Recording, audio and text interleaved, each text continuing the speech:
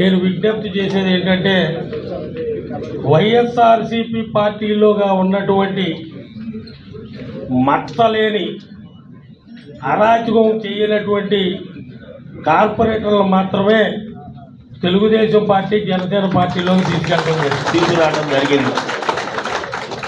ఎందువల్లంటే విశాఖ నగరం ప్రశాంతమైన నగరం ఒక గంజాయి వనం అయిపోయింది. మళ్ళా ప్రశాంత నగరంగా చేయవలసిన బాధ్యత మనందరి మీద ఉంది. అదే రకంగా కార్పొరేషన్లో ఎన్ని అవినీతి కుంభకోణాలు జరిగినాయో మనందరికీ తెలుసు. అవన్నీ మళ్ళా పునరావృతం కాకుండా అవన్నీ వెలికి తీసి ప్రజల దృష్టిలో పెట్టి మంచి ప్రభుత్వం, మంచి జీవీఎంసీలో మంచి ప్రభుత్వాన్ని, మన ప్రభుత్వం చేపట్టే కార్యక్రమాన్ని ప్రజల్లోకి తీసుకెళ్ళడం కోసమే ఈరోజు ఈ కార్యక్రమం ఏర్పాటు చేయడం జరిగింది. దయచేసి మన తెలుగుదేశం జనసేన నాయకులు కార్యకర్తలు దాని గురించి వేరే రకంగా ఆలోచించవలసిన అవసరం అయితే గ్యారంటీగా లేదు. మీ అందరికీ నేను అందరికీ తెలియజేస్తున్నాను. ఎందుకంటే ప్రతి పార్టీలో కూడా మంచివారు ఉంటారు, చెడ్డవారు ఉంటారు. కేవలం ఆ పార్టీలో ఉన్నటువంటి మంచి వ్యక్తులు మాత్రమే ఈ రెండు పార్టీలోకి తీసుకెళ్ళడం జరిగింది. అందువల్ల ఎవరూ దీని గురించి ఇబ్బంది పడవలసిన అవసరం లేదు. తప్పకుండా కూడా రాబోయే రోజుల్లో విశాఖ ప్రజలకి మనందరం అభివృద్ధి కార్యక్రమాలతో పాటు సంక్షేమ పథకాలను కూడా ఇంటింటికి తీసుకెళ్లాలనే ఉద్దేశంతో ఈ కార్యక్రమం ఏర్పాటు చేయడం జరిగిందని మీ అందరికీ తెలియజేసుకుంటూ సెలవు తీసుకుంటున్నాను. నమస్కారం. ఎన్డీఏ కూటమి తెలుగుదేశం పార్టీ, జనసేన, భారతీయ జనతా పార్టీ ఆధ్వర్యంలో ఒక ఘన విజయం సాధించిన తర్వాత రాష్ట్రంలో రాజకీయ సమీకరణలు కూడా మారుతూ ఉన్నాయి. ముఖ్యంగా విశాఖ నగరం గ్రేటర్ విశాఖ మున్సిపల్ కార్పొరేషన్ పరిధిలో అనేక అభివృద్ధి కార్యక్రమాలు, సంక్షేమ కార్యక్రమాలు పెద్ద ఎత్తున చేయాల్సిన ఒక చారిత్రాత్మక అవసరం ఉన్న నేపథ్యంలో మనకి కార్పొరేషన్ అనేది చాలా కీలకమైంది. మరి ఆ కార్పొరేషన్లో మామూలుగా తెలుగుదేశం పార్టీకి బలం ఉన్నప్పుడు కూడా మొన్న ఎన్నికల సమయంలో వైఎస్ఆర్ పార్టీ రూలింగ్లో ఉండటం వల్ల వాళ్ళు అన్ని రకాల ఇది ఉపయోగించి కార్పొరేషన్ కైవసం చేసుకోవడం జరిగింది.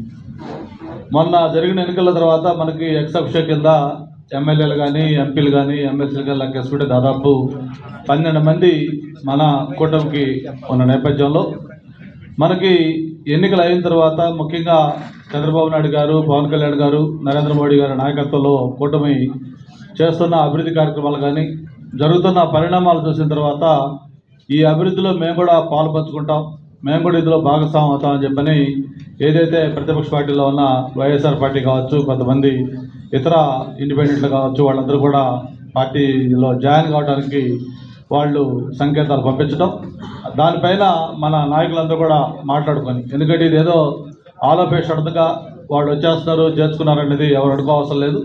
దీని మీద కొంత చర్చలు కూడా జరగడం జరిగింది.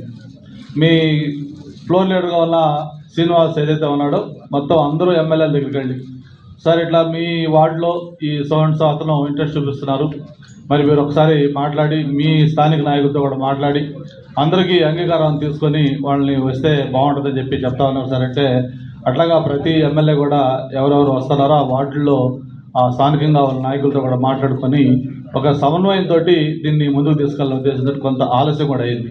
యాక్చువల్గా గవర్నమెంట్ మారిన వెంటనే ఈ ప్రక్రియ యాక్చువల్గా డిస్కషన్ స్టార్ట్ అయింది. అయితే నేను ఇప్పుడు ఒకటే మీకు హామీ ఇస్తా ఉన్నాను, ఇందాక వంశీ కానీ, వెలగపూడి కానీ, లేకపోతే మన బాబుజీ కానీ, మిగతా నాయకులు చెప్పినట్టుగా ఎన్నికల్లో కష్టపడి పనిచేసిన మన కార్యకర్తలు ఉన్నారు, నాయకులు ఉన్నారు, కట్టేసి చేసి ఓడిపోయిన నాయకులు ఉన్నారు.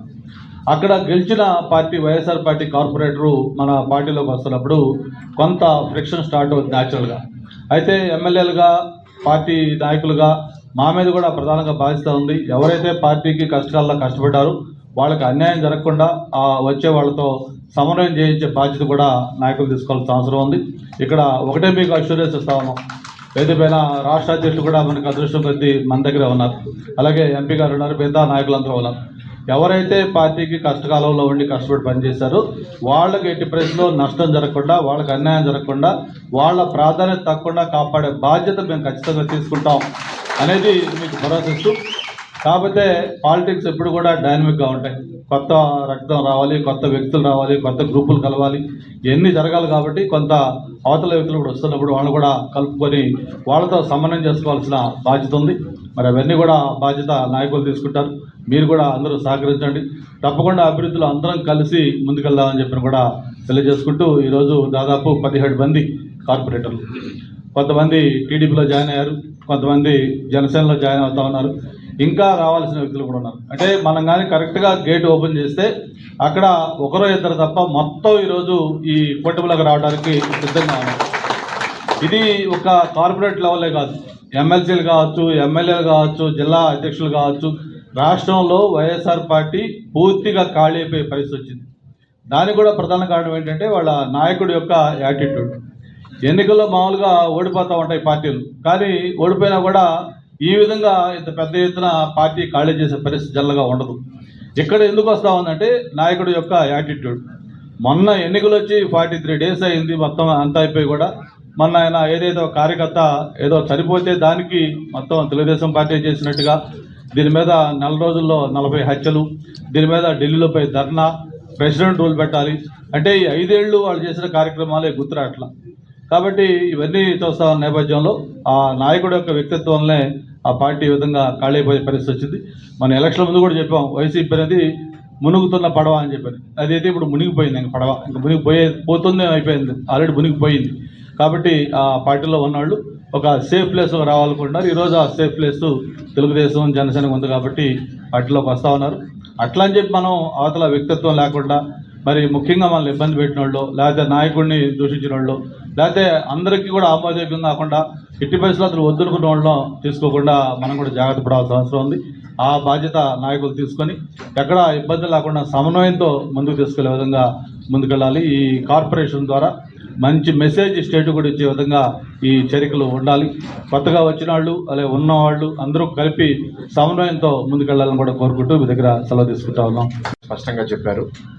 కొంత వెనకాలకి వెళ్తే కార్పొరేషన్ ఎలక్షన్స్ జరిగినప్పుడు మా దగ్గర అంటే అప్పుడు ఇంకా తెలుగుదేశం జనసేన బీజేపీ కలిసి వెళ్ళలేదు, కానీ ఎవరైతే తెలుగుదేశం జనసేన బీజేపీ నుంచి గెలిచారో అంత వ్యతిరేకత ప్రభుత్వంలో ఉన్నా సరే వాళ్ళు డబ్బులు దౌర్జన్యం ఇవన్నీ చేసి వాళ్ళని గెలిపించుకున్నారు. మా వాళ్ళు గెలిచారంటే జనాదరణ వాళ్ళకు ఉందనే మేము చాలా బలంగా నమ్మాము. సో ఇవాళ కొన్ని వార్డ్స్లో మేము దగ్గర దాకా వచ్చి ఓడిపోయాం. సో అదొక విషయం. ఇంకోటి ఏంటంటే కొన్ని వార్డ్స్లో అవతల వైపు గెలిచిన వాళ్ళు ఏదో సందర్భాల్లో కలిసినప్పుడు వాళ్ళ గురించి మాటలు వచ్చినప్పుడు పర్లేదు, వీళ్ళేమి వైసీపీ ఒక గుండెలాగా ప్రవర్తించట్లేదు, రీజనబుల్గా ఉన్నారు అనేది కొందరి మీద కూడా డిస్కషన్ వచ్చింది.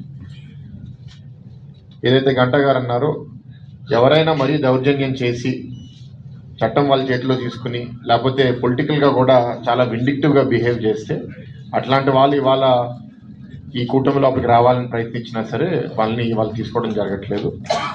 ఇవాళ ఎవరిని తీసుకున్నాము అంటే ఇవాళ రాజకీయాల్లో సత్యహరిశ్చంద్రులను ఎవరు లేరు, కానీ ఉన్న వాళ్ళల్లో ఎవరు బెటరు, ఎంతో కొంత జనాదరణ ఎవరి దగ్గర ఉంది, ఎవరి వల్ల వార్డులో కొంత ఇంకా మనం సేవా కార్యక్రమాలు చేయగలుగుతాము.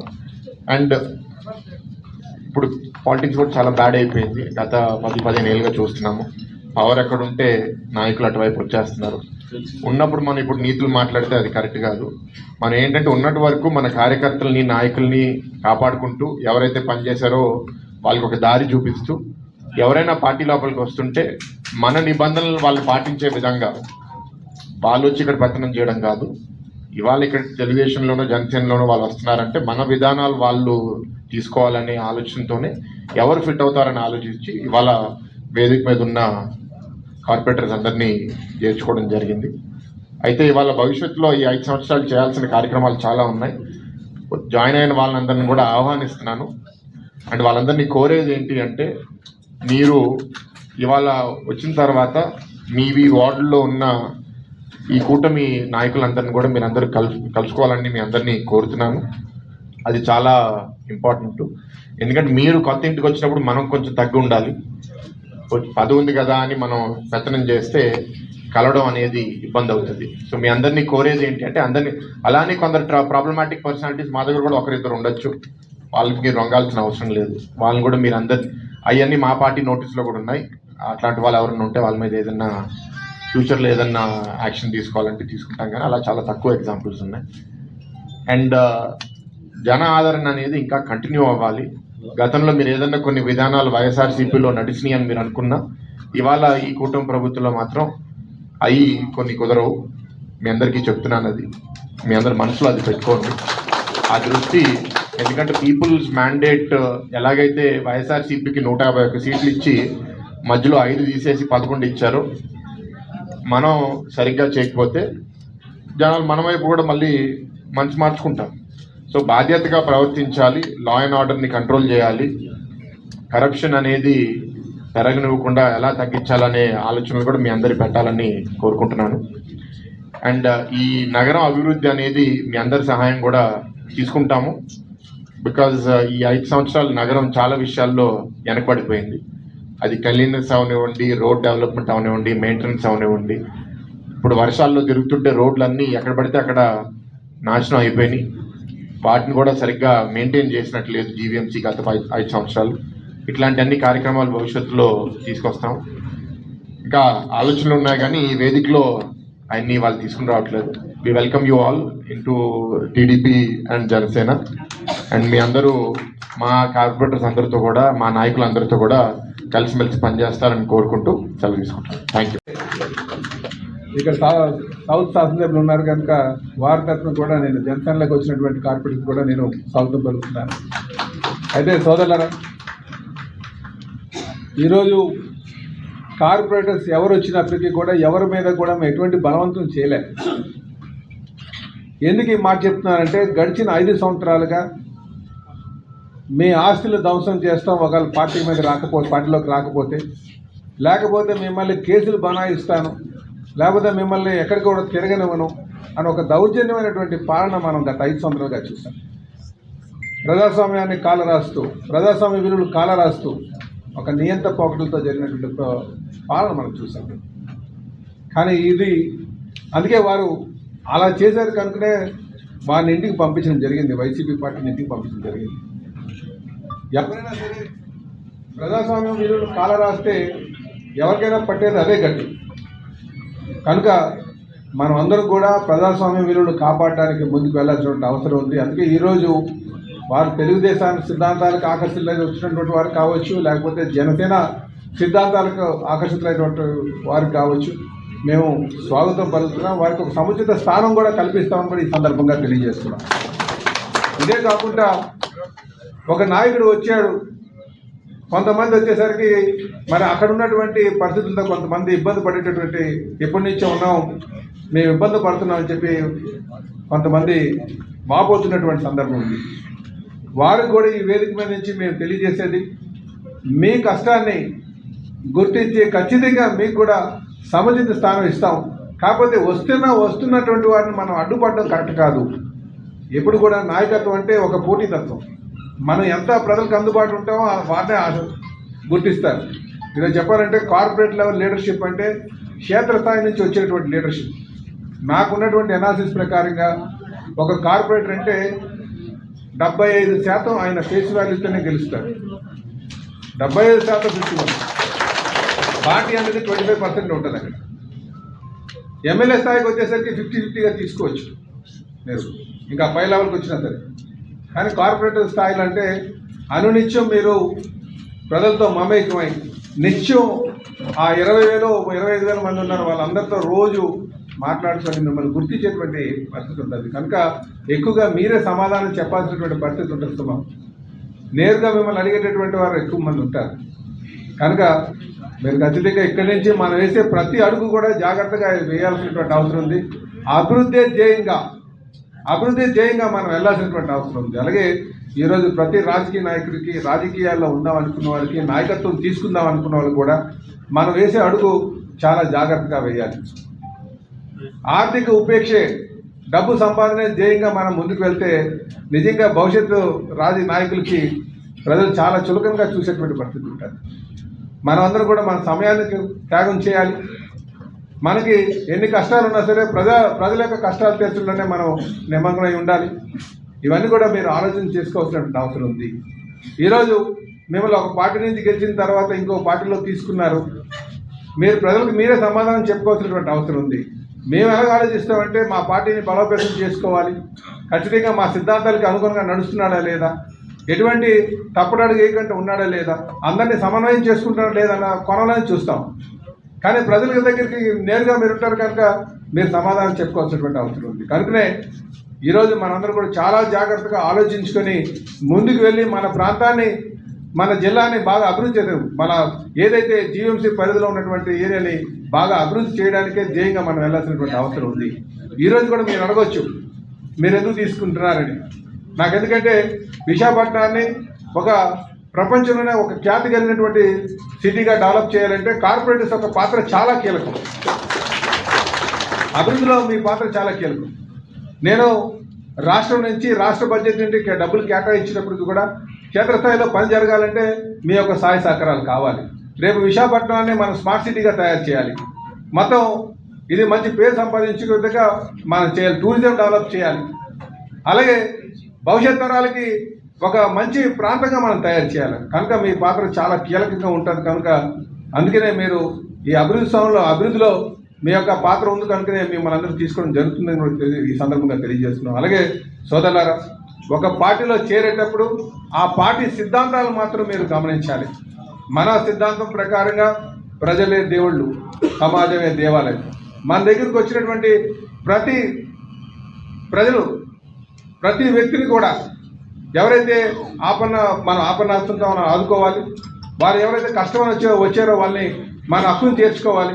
వాళ్ళ సమస్య పరిష్కరించే విధంగా ఉండాలని చెప్పి కూడా ఈ సందర్భంగా తెలియజేస్తున్నాను. అందుకనే మన పేరు సంపాదించడానికి మన అనునిత్యం ప్రజలకు అందుబాటులో ఉండేటట్టుగా మనం ఉండాలని చెప్పి తెలియజేస్తున్నాను. రేపు ఖచ్చితంగా చంద్రబాబు నాయుడు గారు, ఈ రాష్ట్ర ముఖ్యమంత్రి గారు అయినటువంటి చంద్రబాబు నాయుడు గారు, అలాగే తెలుగుదేశం పార్టీ జాతీయ అధ్యక్షుడైనటువంటి చంద్రబాబు నాయుడు గారికి అనునిత్యం ప్రజల కోసం తప్పించే వ్యక్తి. సుమారు 18 గంటలు, నేను చెప్తాను 18 గంటలు కష్టపడే వ్యక్తి ఎవరు ఉన్నారంటే అది చంద్రబాబు నాయుడు గారు అని చెప్పి తెలియజేస్తున్నారు.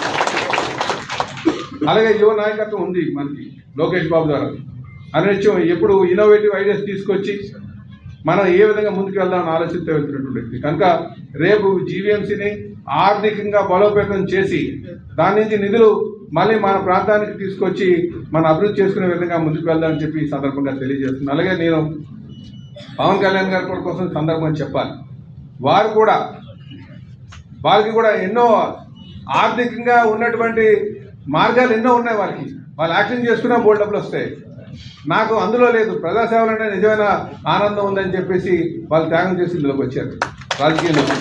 ఇది మనం గమనించాల్సినటువంటి విషయం. అందుకే రాజకీయ నాయకులు మనం త్యాగం చేస్తేనే మనకు మంచి పేరు వస్తుంది, మన ప్రాంతం అభివృద్ధి చేసుకోవడానికి ఆస్కారం ఉంటుందని చెప్పి ఈ సందర్భంగా మీకు తెలియజేస్తూ ఖచ్చితంగా మిమ్మల్ని అందరినీ స్వాగతం పలుకుతూ, అలాగే మారు ఈ వేదిక మీద నుంచి ఎవరైతే వార్డు లెవెల్లో ఉన్నటువంటి నాయకత్వం ఉందో, అరే వీళ్ళు వచ్చారు మా భవిష్యత్తు ఏమవుతుందనో మీమాంసలో ఉన్నటువంటి వారందరికీ తెలియజేస్తున్నాం. ఖచ్చితంగా మీకు సముచిత స్థానం కల్పిస్తాం, మీ భవిష్యత్తుకి మేము భరోసా ఉంటామని చెప్పి మీకు తెలియజేస్తూ, అలాగే పార్టీలోకి వచ్చినటువంటి ప్రతి నాయకులు కూడా మేము తెలియజేసేది మీరు అందరినీ కూడా సమన్వయం చేసుకుని ముందుకు వెళ్ళాలని చెప్పి తెలుసుకుంటూ, తెలుగుదేశం పార్టీ సిద్ధాంతాలకు అనుగుణంగా కీర్తిశేషులు నందమూరి తారక రామారావు గారు ఏ ఉద్దేశంతో అయితే పెట్టారో ఆ సిద్ధాంతాలకు అనుగుణంగా నడుచుకోవాలని చెప్పి తెలియజేస్తూ నాకు ఈ అవకాశం ఇచ్చినందుకు మీ అందరికీ కూడా పేరు పేరున నమస్కారం తెలియజేస్తున్నాను. రాక్షస పరిపాలన ఉండకూడదు, ప్రజా పరిపాలన ఒక అద్భుతమైన అభివృద్ధికి నాంది పలికే పరిపాలన కావాలని చెప్పేసి రాష్ట్ర ప్రజలు తీర్పిచ్చారు. కాబట్టి ఈరోజు తెలుగుదేశం పార్టీలో, జనసేన పార్టీలో జాయిన్ అయ్యి ప్రజా తీర్పుకు అనుగుణంగా పనిచేయాలి. ప్రజలు వైఎస్ఆర్ కాంగ్రెస్ పార్టీని తరిమికొట్టారు. జగన్మోహన్ రెడ్డి గారి మీద నమ్మకం లేదు, ఆ పార్టీని చీకొట్టారు. కాబట్టి ప్రజలకు అనుగుణంగా, ప్రజా తీర్పుకు అనుగుణంగా పరిపాలన జరగాలని చెప్పేసి ఇవాళ అటు తెలుగుదేశం పార్టీలో, జనసేన పార్టీలో జాయిన్ అయిన కార్పొరేటర్లందరికీ కూడా స్వాగతం పలుకుతూ, ఈ రెండు పార్టీల్లో జాయిన్ అయిన నాయకులందరూ కూడా భవిష్యత్తు బాగుండాలని, వాళ్ళకి అటు తెలుగుదేశం ఇటు జనసేన పార్టీ కూడా అండగా ఉంటుంది. ఇంకా చాలామంది జాయినింగ్ ఉన్నారు, కాకపోతే కొంతమందిని మనం తీసుకుంటున్నాం. రానున్న రోజుల్లో ఒక అద్భుతమైన పరిపాలన నాంది పలకాలని చెప్పేసి వాళ్ళందరి కోరిక కాబట్టి వాళ్ళు స్వాగతిస్తూ మనందరం కూడా వాళ్ళని కలుపుకొని భవిష్యత్తు ఎటువంటి ఇబ్బందులు లేకుండా కలుపుకునే విధంగా ఉండాలని చెప్పేసి ఇక్కడ ఉన్నటువంటి ఎన్డీఏ అందరూ కూడా అందరి సభ్యులందరూ కూడా మనస్ఫూర్తిగా కోరుకుంటూ సెలవు తీసుకున్నాం. Thank you. మా జనసేనలో జాయిన్ అయ్యే వాళ్ళ కోరిక పవన్ కళ్యాణ్ గారి చేతుల మీద కండు వేసుకోవాలన్నారు కాబట్టి వాళ్ళు కండు వేసుకోలేదు. 23 కానీ 24 కానీ 2 రోజులు ఒక రోజు వాళ్ళందరికీ కూడా పవన్ కళ్యాణ్ గారి చేతుల మీదుగా జాయిన్ అవుతారని తెలియజేస్తాం. Thank you.